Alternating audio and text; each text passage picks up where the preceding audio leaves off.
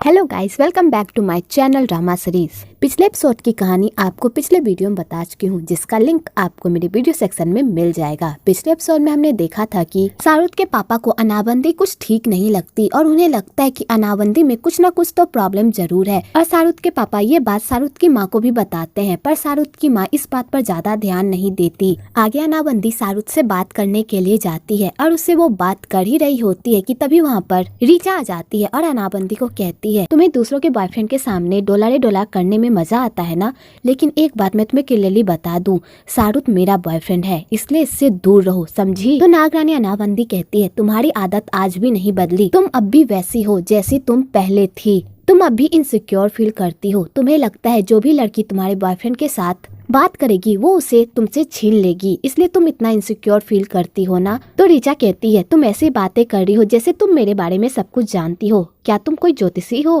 तो नागरानी अनाबंदी कहती है, तुम ऐसा ही समझ लो, मैं तुम्हारे बारे में सब कुछ जानती हूँ। तुमने पास्ट में दो प्यार करने वाले लोगों को जुदा किया था, जिस वजह से तुम्हें कभी भी तुम्हारा सच्चा प्यार नहीं मिला, और इस जिंदगी में भी कभी भी तुम्हें तुम्हारा सच्चा प्यार नहीं मिलेगा। तुम इस लाइफ में भी अकेली ही रहोगी। और अनाबंदी ये कहकर जाने लगती है। तो रीचा को अनाबंदी पर बहुत ही गुस्सा आता है और वो उसका हाथ पकड़ लेती है। तो रीचा की अंगूठी से अनाबंदी का हाथ जलने लगता है और अनाबंदी रीचा को कहती है, मेरा हाथ छोड़ो। तो रीचा जैसे ही अनाबंदी की आंखों में देखती है तो उसकी आंखें चमकने लगती है। तो रीचा ये सब देखकर डर जाती है और अनाबंदी अपना हाथ छुड़ाकर वहाँ से चली जाती है। तो रीचा शाहरुख को इस बारे में बताती है कि अनाबंदी में कुछ तो अजीब है, उसकी आंखें अभी चमक रही थी। पर शाहरुख रीचा की बातों पर भरोसा नहीं करता और उसे लगता है कि रीचा ऐसे ही बकवास कर रही है, और शाहरुख रीचा की बातें नहीं सुनता और वहाँ से चला जाता है। आगे ऑक्शन स्टार्ट होता है। तो यामिनी स्टेज पर आकर डांस करती है। तो शाहरुख खाली यामिनी को ही देखता रहता है। तो नागरानी अनाबंदी को ये सब देखकर बहुत ही जलन होती है। आगे यामिनी का डांस खत्म हो जाता है। तो शाहरुख भी यामिनी से मिलने के लिए जाने लगता है। तो रीचा उसे रोकने की कोशिश करती है, पर शाहरुख उसकी एक भी नहीं सुनता और यामिनी से मिलने के लिए जाता है। आगे शाहरुख यामिनी से पूछता है, तुम इतने दिन कहाँ थी, तुम मेरे फोन का जवाब क्यों नहीं दे रही, आखिरकार क्या बात है, तुम इतना छुप क्यों रही हो मुझसे। तो यामिनी कहती है, मैं ठीक हूँ और तुम्हें मेरी चिंता करने की कोई जरूरत नहीं है, और तुम्हारी भलाई इसी में है कि तुम मुझसे दूर रहो। अगर तुम मेरे करीब आए तो तुम भी प्रॉब्लम में फंस जाओगे। तो शाहरुख कहता है, तुम किस प्रॉब्लम की बात कर रही हो, मुझे कुछ बताती क्यों नहीं हो। तो यामिनी कहती है, इससे तुम्हारा कोई लेना देना नहीं है, इसलिए प्लीज मुझसे दूर रहो। और यामिनी ये कहकर वहाँ से चली जाती है। आगे नागरानी अनाबंदी यामिनी का असली चेहरा सबके सामने लाने का एक प्लान बनाती है और यामिनी के गले से उस नेकलेस को निकालने का भी प्लान बनाती है। और नागरानी अनाबंदी अपने अंकल को हुक्म देती है कि वो यामिनी को ये नेकलेस पहनाए और उसे मॉडल बनाकर स्टेज पर चलवाए। तो अंकल नागरानी के कहे अनुसार यामिनी के पास जाते हैं और उसे मॉडल बनने का ऑफर देते हैं। तो यामिनी मना कर देती है। तो अंकल कहते हैं, तुम अगर मॉडल बनोगी तो मैं इसकी अच्छी कीमत दूंगा। तो यामिनी अच्छा ऑफर देखकर मॉडल बनने के लिए तैयार हो जाती है। आगे यामिनी तैयार होकर बाहर आती है तो अंकल के स्टाफ उसे वो नेकलेस पहनाते हैं और चोरी छुपे यामिनी की गली से उस नेकलेस को निकाल देते हैं और यामिनी को इस बारे में कुछ भी पता नहीं चलता। आगे यामिनी पूरे कॉन्फिडेंस के साथ स्टेज पर मॉडलिंग करती है और उसकी मॉडलिंग सबको बहुत पसंद भी आती है। तो शाहरुख के पापा उस नेकलेस पर बोली लगाते हैं और ढेर सारे लोग भी बोली लगाते हैं, पर वो नेकलेस शाहरुख के पापा को ही मिलता है कि तभी पूरे लाल चांद की रोशनी यामिनी पर पड़ती है और यामिनी का शरीर पूरी तरह जलने लगता है और वो नागिन रूप में बदलने लगती है।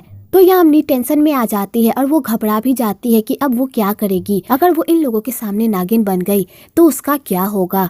इधर नागरानी अनाबंदी बहुत ही खुश हो रही होती है कि आज शाहरुख के सामने यामिनी का असली चेहरा आ जाएगा। दूसरी तरफ शाहरुख भी यामिनी की ऐसी हालत देखकर परेशान हो जाता है और वो यामिनी के पास जाने की कोशिश करता है, पर रीचा उसे जाने नहीं देती। इधर बंटी यामिनी को इस तरह तड़पता देख बहुत ही परेशान हो जाता है और वो यामिनी के पास जाने की कोशिश करता है, पर वहाँ के बॉडीगार्ड उसे जाने नहीं देते। तो बंटी सीधा इलेक्ट्रिसिटी रूम जाता है और वहाँ की मेन लाइट ऑफ कर देता है। इधर यामिनी इसी मौके का फायदा उठाकर उन लोगों को नेकलेस देकर वहां से भाग जाती है। तो बंटी और शाहरुख भी यामिनी के पीछे जाते हैं, पर यामिनी उससे पहले ही वहां से निकल गई होती है। तो शाहरुख बंटी के साथ यामिनी के पीछे जाता है। तो शाहरुख बंटी से पूछता है कि आखिरकार ये सब क्या चल रहा है। तो बंटी कहता है, अगर मैं तुम्हें पूरी सच्चाई बता भी दूं तब भी तुम इस बात पर बिलीव नहीं करोगे। तो शाहरुख कहता है, तुम नागरानी की बात कर रहे हो ना, तुम लोगों का ये सब वहम है, ऐसा कुछ भी नहीं होता। तो बंटी कहता है, मैं तुम्हें इस बारे में समझा नहीं सकता और तुम ये सब समझ भी नहीं पाओगे, इसलिए मैं तुम्हें इस बारे में नहीं बता सकता। अभी सबसे ज्यादा इम्पोर्टेंट ये है कि यामिनी कहाँ पर है। तो शाहरुख कहता है, तुम्हें क्या लगता है यामिनी कहाँ पर गई होगी। तो बंटी कहता है, है, वो कहीं और नहीं गई होगी, घर ही गई होगी, हमें घर जाना चाहिए। इधर यामिनी नागरानी माता के पास आती है क्योंकि नागरानी माता ने उसे कहा था कि तुम जब भी किसी मुसीबत में फंसोगी तो मुझे याद करना, मैं हमेशा तुम्हारी हेल्प करूंगी। तो यामिनी नागरानी माता के पास जाती है और उनसे मदद मांगती है। तभी वहाँ पर नागचित भी आ जाता है यामिनी को अपने साथ ले जाने के लिए, क्योंकि नागरानी अनावंती ने नागचित को ऑर्डर दिया था कि वो यामिनी को पकड़कर उसके पास लेकर आए। इधर यामिनी धीरे धीरे नागिन रूप में बदलने लगती है और बेचारी बहुत ही दर्द में होती है और नागरानी माता से हेल्प मांगती है कि प्लीज मेरी हेल्प कीजिए। इधर नागरानी माता भी यामिनी को कहती है, यामिनी मेरे पास आओ, मैं तुम्हारी रक्षा करूंगी। आगे यामिनी पूरी तरह नागिन बन जाती है और वो नागरानी माता के बिल में जाकर घुस जाती है। तो नागचित फिर भी यामिनी का पीछा नहीं छोड़ता और वो नागरानी के बिल में घुसने की कोशिश करता है, लेकिन तभी नागरानी माता के दो सेवक नागचित का रास्ता रोक लेते हैं और उसे यामिनी तक पहुंचने से रोकते हैं। पर वो दो सेवक नागचित से हार जाते हैं और दुम दबाकर वहां से भाग जाते हैं। उसके बाद नागचित नागरानी माता के बिल में घुसने की कोशिश करता है, पर वो नहीं घुस पाता क्योंकि नागरानी माता अपनी जादुई शक्ति से एक ऐसा चक्रव्यूह बनाती है जिसे नागचित नहीं भेद पाता और बेचारे को खाली हाथ वहां से जाना पड़ता है। आगे यामिनी नागरानी माता से हेल्प मांगती है तो नागरानी माता कहती, तुम डरो मत, तुम आज रात यहाँ पर सेफ हो, तुम आराम कर सकती हो। इधर बंटी को भी यामिनी की कार दिख जाती है तो वो लोग उसी मंदिर में जाते हैं यामिनी को ढूंढने के लिए, पर वो लोग कहीं भी यामिनी को नहीं ढूंढ पाते। तो शाहरुख कहता है हमें पुलिस में इन्फॉर्म करना चाहिए क्योंकि यामिनी हमें नहीं मिल रही। तो बंटी कहता है तुम इस मामले से दूर रहो। तो शाहरुख कहता है मैं इस मामले से कैसे दूर रह सकता हूँ, यामिनी मिसिंग है, तुम्हें क्या उसकी फिक्र नहीं हो रही? तो बंटी कहता है हाँ मुझे भी फिक्र हो रही है, लेकिन मैं जल्दबाजी में कोई भी ऐसा कदम नहीं उठाना चाहता, इसलिए मैं कल सुबह तक इंतजार करना चाहता हूँ। अगर कल सुबह मुझे यामिनी नहीं मिली तो तुम जैसा कहोगे मैं वैसा ही करूँगा, अभी के लिए तुम घर जाओ। तो शाहरुख बंटी की बात मान लेता है और घर के लिए निकल जाता है। इधर शाहरुख के पापा नागरानी अनावंती के बारे में ही बात कर रहे होते हैं अपनी वाइफ से और उन्हें कहते हैं वो लड़की बहुत ही अजीब लग रही थी और वो शाहरुख को जिस तरह देख रही थी उसे देखकर लगता था कि वो शाहरुख से बहुत प्यार करती है, लेकिन ऐसा कैसे हो सकता है? वो दोनों तो एक दो बार ही मिले हैं, एक दो बार में उन लोगों को प्यार कैसे हो सकता है? तो शाहरुख की माँ कहती है लेकिन वो लड़की तो मुझे अच्छी लगी, मुझसे तो अच्छे से बात कर रही थी। कि तभी उधर से शाहरुख आ जाता है तो शाहरुख के पापा शाहरुख से पूछते हैं तुम कहाँ गए थे? तो शाहरुख ये बहाना बना देता है कि वो किसी काम से बाहर गया था। आगे शाहरुख के पापा शाहरुख को कहते हैं मुझे अनावंती कुछ ठीक नहीं लगती, प्लीज तुम उससे दूर रहो, क्या तुम उसके बारे में कुछ जानते हो? तो शाहरुख कहता है मैं उसके बारे में कुछ भी नहीं जानता, हाल ही फिलहाल में हम दोनों की मुलाकात हुई थी, इसके अलावा मैं उसके बारे में कुछ भी नहीं जानता। तो शाहरुख के पापा कहते हैं जो भी हो तुम उस लड़की से दूर रहो, मुझे उस लड़की से अच्छी फीलिंग्स नहीं आ रही। दूसरी तरफ सिम्हा के आदमी ढेर सारे सांपों को पकड़कर उन्हें बेचने की तैयारी कर रहे होते हैं, लेकिन सही टाइम पर विराट आ जाता है और उन लोगों को रंगे हाथ पकड़ लेता है और उन लोगों से पूछताछ करने के लिए उन्हें जेल लेकर जाता है। दूसरी तरफ नागरानी को बहुत ही गुस्सा आता है उन लोगों पर, क्योंकि वो लोग उन लोगों के प्रजाति को बेरहमी से मार रहे होते हैं।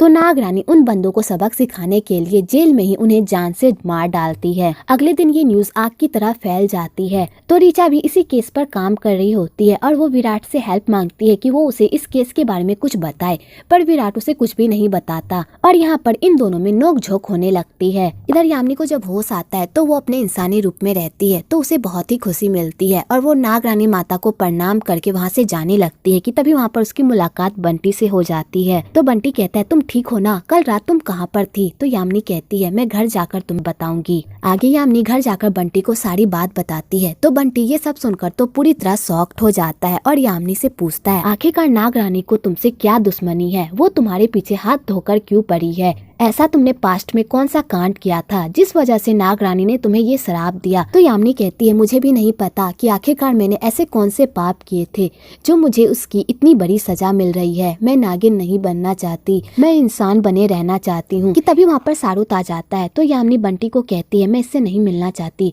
प्लीज इसे यहाँ से लेकर जाओ। और यामिनी दरवाजा बंद कर देती है। तो शाहरुख हार नहीं मानता और दरवाजा पीटता रहता है। तो यामिनी को भी शाहरुख के जिद के सामने हारना पड़ता है और वो दरवाजा खोल देती है। आगे शाहरुख यामिनी से सच्चाई पूछता है कि आखिरकार ये सब क्या चल रहा है, वो इससे इतना छुप क्यों रही है और वो किस चीज से डर रही है।